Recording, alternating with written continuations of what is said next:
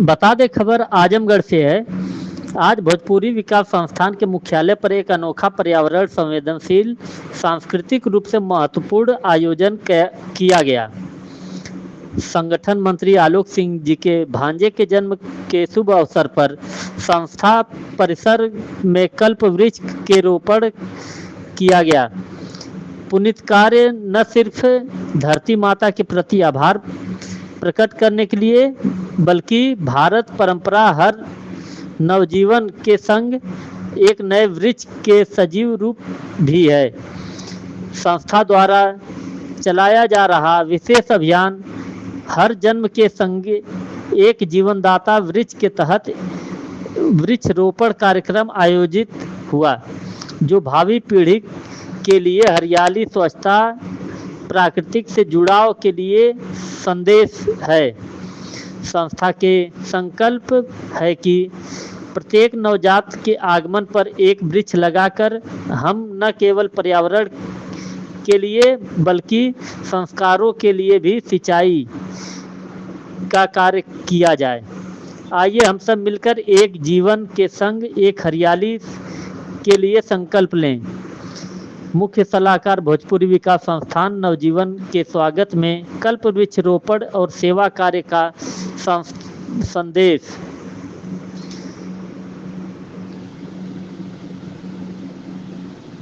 आज भोजपुरी विकास संस्थान एवं तमसा परिवार द्वारा वृक्षारोपण का कार्य किया जा रहा है। आज क्या विशेष है, अपना परिचय देते हुए बताइए। मित्रों नमस्कार। जय भोजपुरी, जय आजमगढ़। मैं संतोष सिंह समेदा, अध्यक्ष भोजपुरी विकास संस्थान। पिछले कई सप्ताह से भोजपुरी विकास संस्थान और तमसा परिवार दोनों के संयुक्त तत्वाधान में वृक्षारोपण, वृक्षों की कटाई छटाई आजमगढ़ नगर पालिका क्षेत्र परिसर के अंतर्गत किया जा रहा है। चूँकि मेरे संगठन के प्रमुख सलाहकार देवनाथ सिंह कहते हैं कि पहले घर में दिया जलाइए, अगल बगल रोशनी होगी, फिर मंदिर तक जाइए ताकि दूर तक रोशनी हो।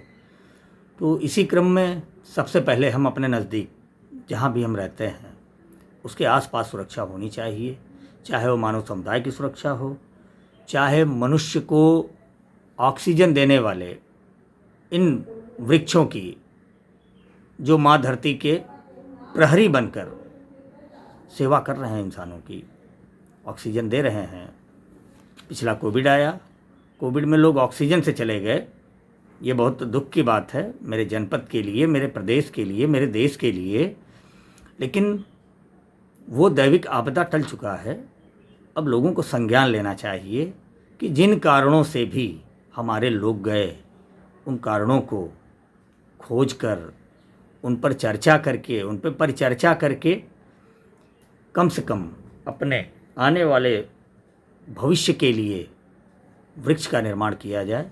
इसी क्रम में तमसा परिवार भोजपुरी विकास संस्थान के होनहार सिपाही कह सकते हैं तेज बहादुर सिंह, शाहिद भाई, डॉक्टर मणिंदर सिंह, देवनाथ सिंह, अनिल सिंह काकन, दिनेश चंद सैनी आदि लोग साप्ताहिक रूप से अभी सबसे पहले रैदोपुर में दुर्गा मंदिर में कई सारे वृक्ष लगे।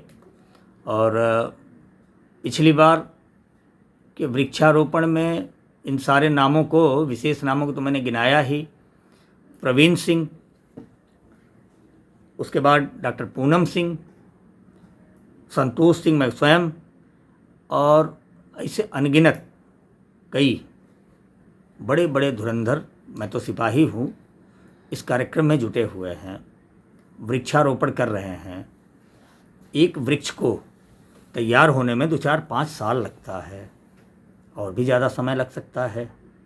लेकिन इस आस में पूरी टीम भोजपुरी विकास संस्थान तमसा परिवार लगा हुआ है कि आगामी समय में हम कुछ क्षेत्रों में वृक्षारोपण करेंगे तो उसका सकारात्मक परिणाम कहीं न कहीं, ना हमें तो किसी को तो मिलेगा।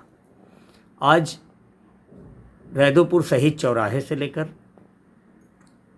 वो LIC बिल्डिंग तक जितने वृक्ष थे उनकी छटैया हुई। इसके पिछले वाले क्रम में दैनिक जागरण चौराहे से लेकर समाज कल्याण परिसर तक जितने वृक्ष अस्त व्यस्त पड़े थे उनकी कटाई छटाई करके और उनको एक व्यापक रूप दिया गया ताकि वो जल का उपयोग कर सकें और उनका उत्थान हो, उनका संवर्धन हो और संरक्षण की भावना है ही है। इसी क्रम में आज भोजपुरी विकास संस्थान ने एक नई चीज़ शुरू किया है। आज भोजपुरी विकास संस्थान के संगठन मंत्री आलोक सिंह, उनकी सिस्टर को एक पुत्र रत्न की प्राप्ति हुई है वाराणसी में, और उन्होंने निवेदन किया कि आज एक वृक्षारोपण मेरे भांजे के नाम से होना चाहिए। तो मित्रों, आज भोजपुरी विकास संस्थान मुख्यालय पर आलोक सिंह के भांजे के नाम पर एक वृक्षारोपण किया गया। क्या लगता है कि एक वृक्ष लगा दिया गया ये पर्याप्त है? इन बातों के साथ जो है मुझे लगता है आज आलोक सिंह की एक विचारधारा जुड़ी है। आगामी समय में आजमगढ़ के सम्माननीय जिलाधिकारी से, आगामी समय में आजमगढ़ के माननीय जिलाधिकारी महोदय से मैं निवेदन करूंगा कि ये आलोक सिंह ने एक नया आलोक दिया है, एक नई ज्योति जलाई है कि आलोक सिंह के भांजे की